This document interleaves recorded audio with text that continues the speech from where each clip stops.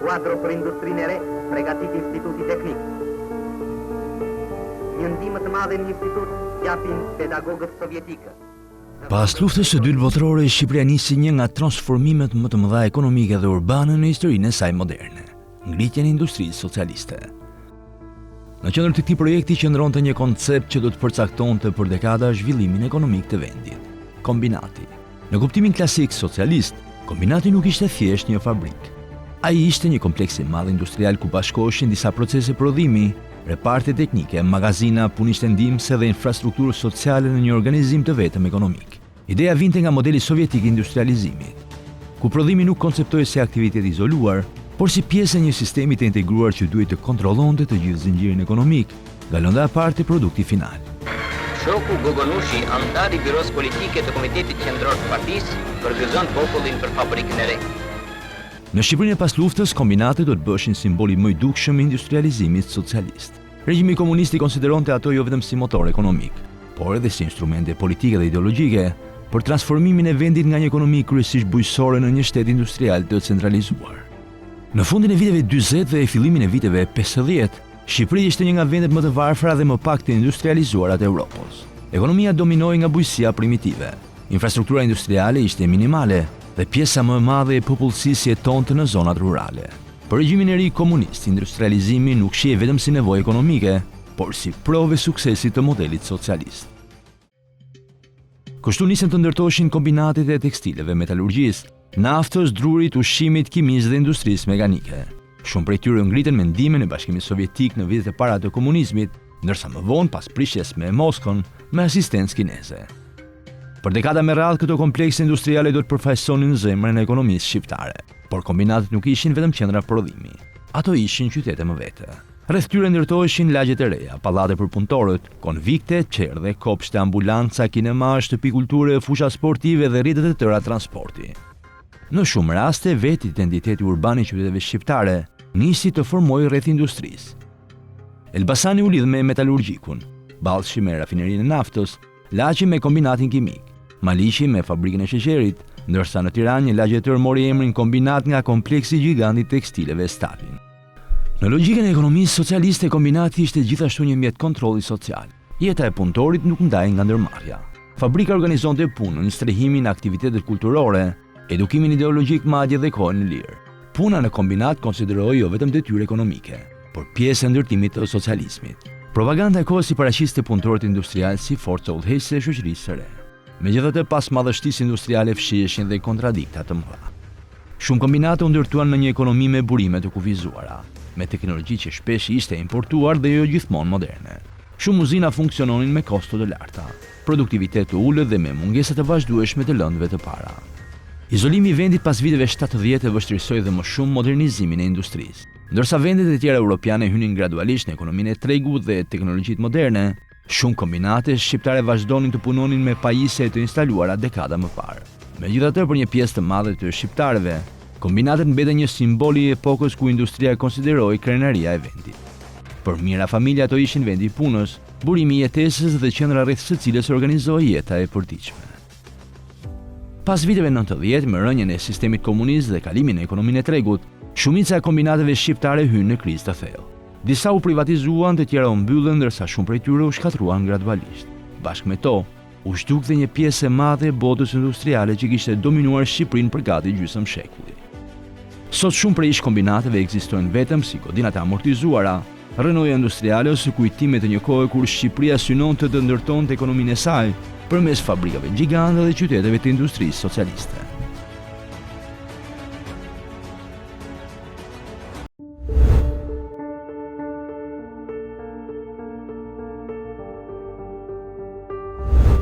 Ndërtimi i kombinatit është bërë vepër e gjithë popullit.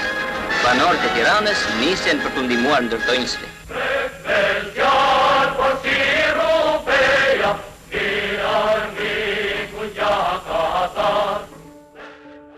Në fundin e viteve 40, Shqipëria komuniste nisi ndërtimin e një prej projekteve më të mëdha të industrisë së lehtë në vend, kombinatit e tekstileve Stalin në Tiranë. Por dekada me radhë ai do të ishte zemra e industrisë tekstile shqiptare dhe një nga komplekset industriale më të mëdha në Ballkanin socialist. Jo rastësisht, e gjithë zona përreth mori emrin kombinat, një emërtim që vazhdon të përdoret edhe sot në Tiranë. Ndërtimi i kombinatit nisi në vitin 49 dhe u realizua me ndihmën teknike dhe financiare të Bashkimit Sovjetik, në një periudhë kur Shqipëria po ndiqte modelin sovjetik të industrializimit të përshpejtuar. Kompleksi u projektua si një qytet industrial integruar, ku prodhimi dhe jeta sociale e punëtorëve do të funksiononin me të njëjtin ritëm. Ai u inaugurua zyrtarisht në vitin 1951 dhe mori emrin e Josif Stalinit, në kulmin e marrëdhënieve shqiptaro-sovjetike. Kombinati u ndërtua në periferi të Tiranës së asaj kohe, në një zonë që deri atëherë kishte qenë kryesisht rurale. Me ngritjen e tij nisi dhe transformimi urban i gjithë pjesës jugperëndimore të kryeqytetit. Për herë të parë në Shqipëri, po krijoi një kompleks industrial me standardet e organizimit sovjetik, ku fabrika, banesa dhe shërbimet sociale funksiononin si një organizëm i vetëm. Kombinati përfshinte repartet e tjerrjes, repartet e engjës, fabrikat e stofrave, sektorët e ngjyrosjes dhe përpunimit, linjat e qepjes dhe konfeksioneve, magazina të mëdha industriale si dhe reparte mekanike për mirëmbajtjen e makinerive tekstile. Në kulmin e tij kompleksi punësonte mijëra njerëz, shumica gra dhe vajza të ardhura nga qytetet e fshatrat të ndryshme të Shqipërisë. Për shumë familje shqiptare të viteve 50-80, puna në kombinatin e tekstileve konsideroi si një mundësi stabiliteti ekonomik dhe integrimi në jetën urbane të Tiranës. Për të përballuar numrin e madh të punëtorëve, shteti ndërtoi konvikte, mensa, qerdhe dhe kopshte, ambulanca, kinema, fusha sportive si dhe pallate banimi për familjet e punëtorëve. Në praktik, kombinati nuk ishte vetëm një fabrik. Ai funksiononte si një qytet social-socialist, ku puna, edukimi, arrektimi dhe jeta komunitare kontrolloheshin brenda të njëjtit sistem ekonomik dhe ideologjik. Shumë prej aktiviteteve kulturore të punëtorëve organizoheshin nga vetëndërmarrja, ndërsa brigadat socialiste të punës dhe normat e prodhimit ishin pjesë e përditshmërisë së saj. Kombinati prodhonte pëlhura pambuku, stofra, veshje, fije tekstili, produkte për ushtrim, uniforma, çarçaf, peshqir dhe një pjesë të mirë të tekstileve që përdornin familjet shqiptare gjatë sistemit socialist. Në një ekonomi të izoluar ishte baza kryesore e furnizimit të tregut vendas me produkte tekstile. Në vitet 60, pas prishjes së marrëdhënieve me Bashkimin Sovjetik, kompleksi u zgjerua dhe u modernizua pjesërisht me pajisje të ardhura nga Kina dhe vende të tjera socialiste. Megjithatë, si shumë industri të ekonomisë së planifikuar, kombinati vuante nga teknologjia e amortizuar, mungesa konkurrencës, cilësia jo gjithmonë e lartë e produkteve dhe varësia nga importet për makineri dhe lëndet e para. Pas viteve 90, me kalimin e ekonominë e tregut, industria tekstile shtetërore shqiptare hyri në krizë të thellë. Shumë reparte të kombinatit u mbyllën, ndërtesat nisën të degradojnë dhe një pjesë e madhe e territorit u privatizua ose u kthye në biznese të vogla dhe magazina. Mijëra punëtor humben vendet e punës brenda një periudhe shumë të shkurtër. Sot, edhe pse shumica strukturave industriale nuk ekzistojnë më në formën e dikurshme, emri kombinat vazhdon të mbetet një nga identitetet urbane më të njohura të Tiranës. Një kujtesë e kohës kur industria tekstile konsideroi një nga shtyllat kryesore të ekonomisë shqiptare.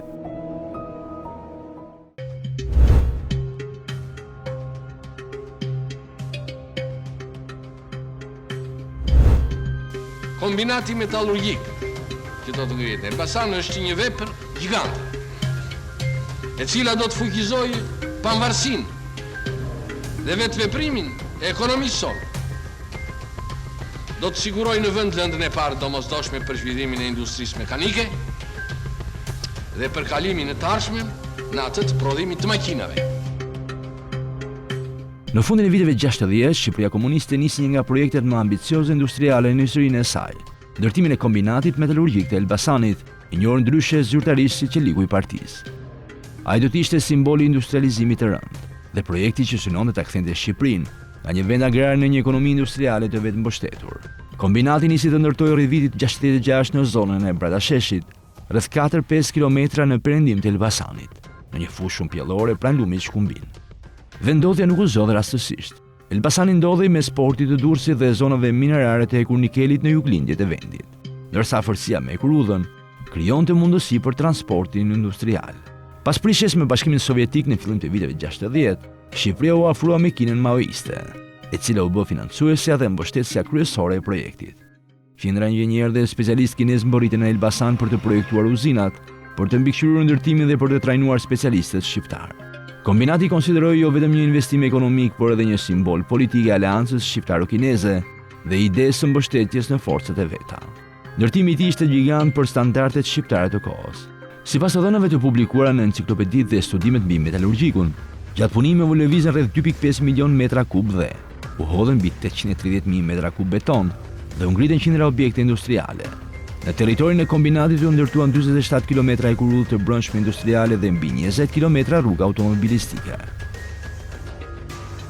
Kombinati nuk ishte një fabrikë vetme, por një qytet i tërë industrial prej rreth 160 hektarësh. Në vitin 76 u realizua derdhja e parë e qelikut në Shqipëri, një moment që propaganda komuniste e trajtoi si një ngjarje historike për industrinë shqiptare. Metalurgjiku u kthye menjëherë në simbol të industrializimit socialist, dhe u promovua në filma, postera propagandistik dhe kronikat e kinostudios. Vetë Enver Hoxha konsideronte qelikun si bazën e pavarësisë ekonomike të vendit. Në kulmin e tij, kompleksi punësonte rreth 10 deri në 12.000 njerëz. Për shkak të mungesës së fuqisë punëtore të specializuar, në Elbasan u transferuan mijëra punëtorë dhe teknik nga qytetet e tjera të Shqipërisë. Rreth kombinatit nisën të ndërtoheshin lagje të reja, konvikte, linja transporti dhe infrastrukturë mbështetëse. Për shumë familje shqiptare, punën në metalurgji konsideroi një privilegj dhe simbol statusi në ekonominë socialiste. Megjithatë, pas madhështisë industriale fshiheshin dhe probleme të mëdha strukturore. Shqipëria nuk zotronte qymyrën e cilësinë e nevojshme për prodhimin efikas të koksit industrial, dhe një pjesë e lëndëve të para duhet të importoheshin. Teknologjia kineze dhe në momentin e instalimit konsideroi pjesërisht e vjetruar. Pas prishjes së marrëdhënieve me Kinën në vitin 78, shumë procese ndërtimi dhe mirëmbajtje mbeten pa asistencë teknike.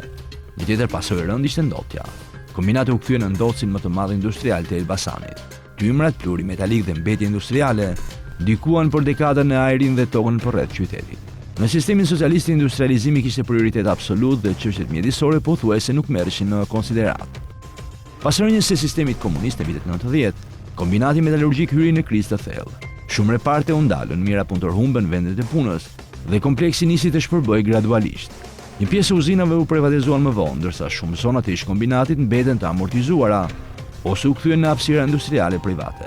Edhe sot metalurgjiku i Elbasanit mbetet një nga simbolet më të forta të industrializimit shqiptar të shekullit të 20, një projekt që përfaqësonte ambicien për të ndërtuar industri të rëndë në një vend të izoluar, por edhe kufiti ekonomik, teknologjik dhe mjedisor të modelit socialist shqiptar.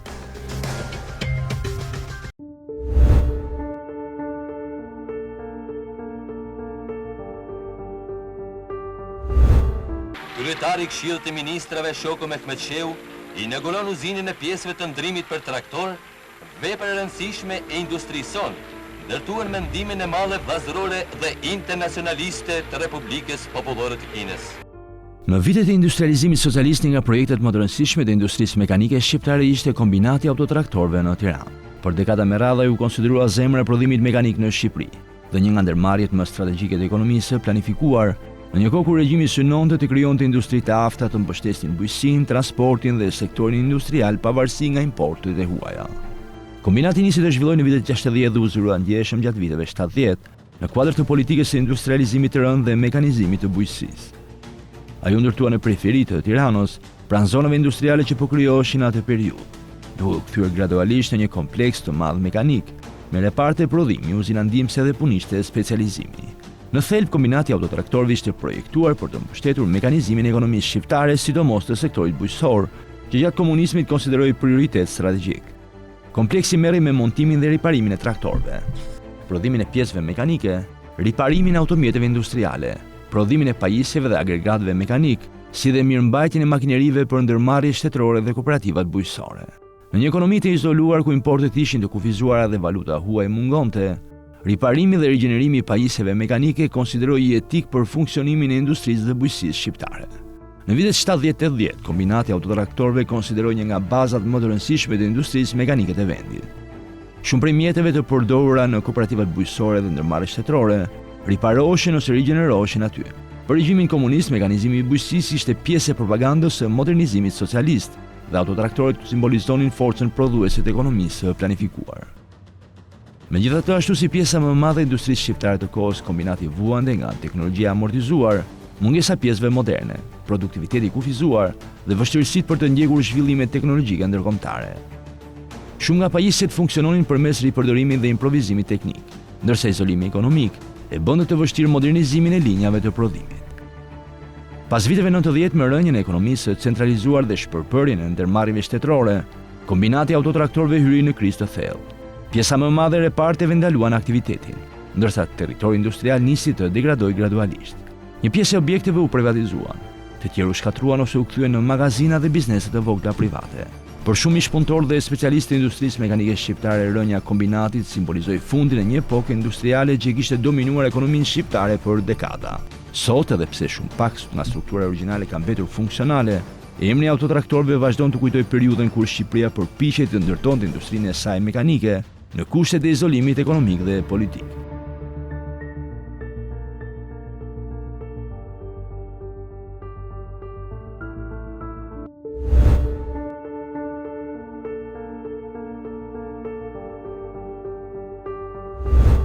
Mijëra banor të qytetit dhe fshatit të rrethit të Krujës kanë ardhur në Laç për të festuar inaugurimin e uzinës së superfosfatit, vepër e rëndësishme e planit të 4 vjeçar.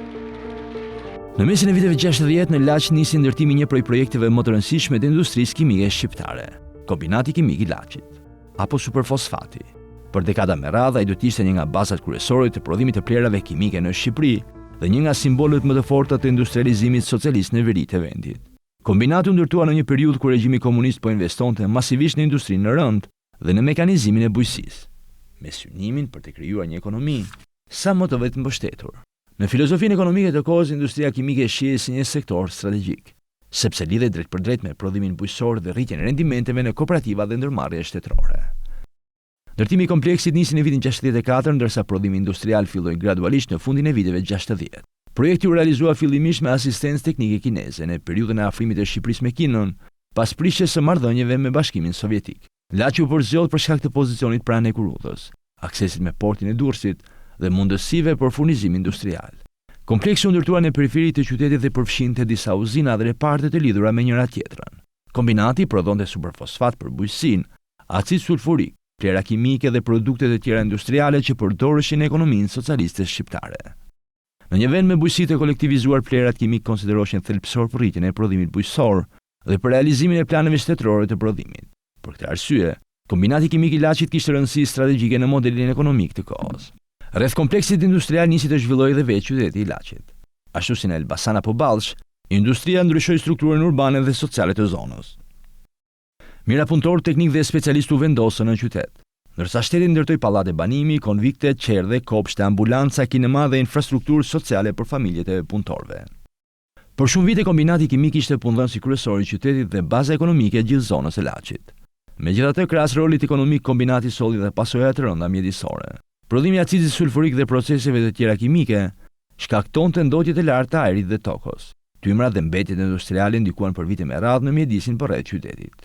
Në sistemin socialist prioritet kishte prodhimi industrial, ndërsa standardet mjedisore pothuajse nuk merreshin në konsiderat.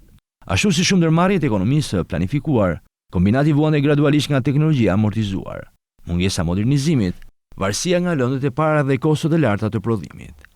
Pas viteve 90 me rënjen e sistemit komunist dhe shpërbrejnë e ekonomisë shtetërore, Kombinati Kimik i Laçit hyri në kolaps. Shumë reparte ndaluan funksionimin. Ndërtesat nisën të degradojnë dhe një pjesë e madhe e strukturës industriale u braktisën ose u shkatruan gradualisht. Sot, edhe pse shumica uzinave nuk funksionojnë më, Kombinati Kimik i Laçit mbetet një nga simbolet më domethënëse të industrializimit shqiptar.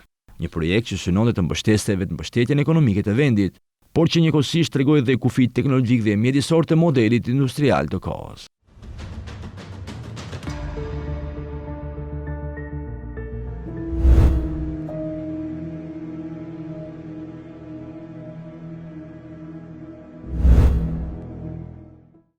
Në vitet e industrializimit socialist, nga projektet më strategjike të ekonomisë shqiptare ishte ndërtimi i kombinatit të naftës në Ballsh, i njohur më vonë si rafineria e Ballshit.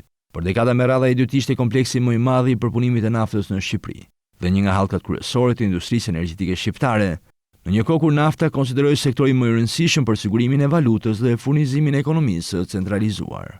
Rafineria u ndërtua në fundin e viteve 60 dhe filloi funksionimin në vitin 1978 në kuadër të zgjerimit të industrisë shqiptare të hidrokarbureve. Projekti u realizua në një periudhë kur Shqipëria po investonte masivisht në sektorin energjetik dhe minerar, duke synuar që vendi të siguronte vetë furnizimin me karburante dhe produkte industriale të naftës. Ballshi u përzgjodh për shkak të pozicionit të tij pranë zonave të mëdha naftëmbajtëse të Shqipërisë, Patosit, Kuçovës, Fierit dhe Mallakastrës. Nafta bruto transportohej drejt rafinerisë përmes një rrjeti tubaciones dhe infrastrukturash industriale që lidhte fushat naftëmbajtëse me uzinat e përpunimit. Në atë periudhë, industria shqiptare e naftës konsiderohej një nga sektorët më të zhvilluar teknikisht të ekonomisë socialiste shqiptare. Në kulmin e aktivitetit të saj, Rafineria Ballshit përpunonte naftë bruto, bitum, karburante, vajra industrial, mazut dhe nën produkte të tjera të industrisë së hidrokarbureve. Një pjesë e prodhimit përdorej për furnizimin e ekonomisë shqiptare, ndërsa një pjesë tjetër eksportoi për sigurimin e valutës së huaj, shumë të nevojshme për ekonominë e izoluar shqiptare. Industria e naftës kishte një rol të veçantë në modelin ekonomik socialist. Ndryshe nga shumë sektorë të tjera, ajo konsideroi strategjike jo vetëm ekonomikisht, por edhe politikisht. Në regjimin komunist, hidrokarburet përfaqësonin një nga burimet kryesore të pavarësisë ekonomike dhe industriale të vendit. Rreth rafinerisë nisi të zhvillojë dhe vetë ballshi industrial. Qyteti u zgjerua me pallate për punëtorët, konvikte, qerdhe dhe kopshte, kinema, ambulanca dhe infrastrukturë sociale për specialistët dhe familjet e tyre. Në vitet 70-80 punën në industrinë e naftës konsideroi ndër profesionet më të rëndësishme dhe më prestigjioze të ekonomisë shqiptare. Megjithatë, industria e hidrokarbureve kishte kosto të larta ekonomike dhe mjedisore. Teknologjia e përdorur në rafineri ishte pjesërisht amortizuar dhe shumë procese industriale kishin efikasitet të kufizuar. Për më tepër, ndotja industriale nga përpunimi i naftës ndikoi për vite me radhë në mjedisin për rreth Ballshit dhe zonave naftëmbajtëse.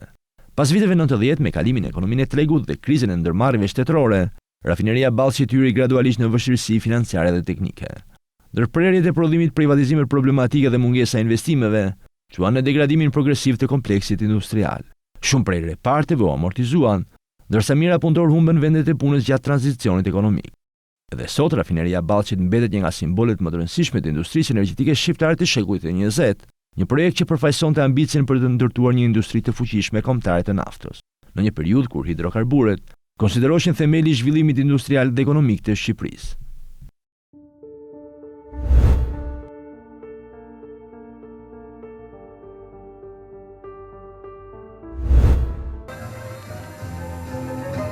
Me qindra punëtor, specialist, teknik e inxhinier, mjeshtra të Drurit punojnë sot në 7 fabrikat e këtij kombinati që mban emrin e erojit të popullit Mistomame. Në periudhën e industrializimit socialist, një nga ndërmarrjet më të njohura të industrisë së drurit në Shqipëri ishte kombinati i drurit Mistomame në Tiranë. Për dekada me radhë ai u kthye në një nga qendrat kryesore të prodhimit të mobiljeve dhe pajisjeve të drurit, duke furnizuar institucione shtetërore, shkollat, ndërmarrje dhe mira apartamente në gjithë vendin.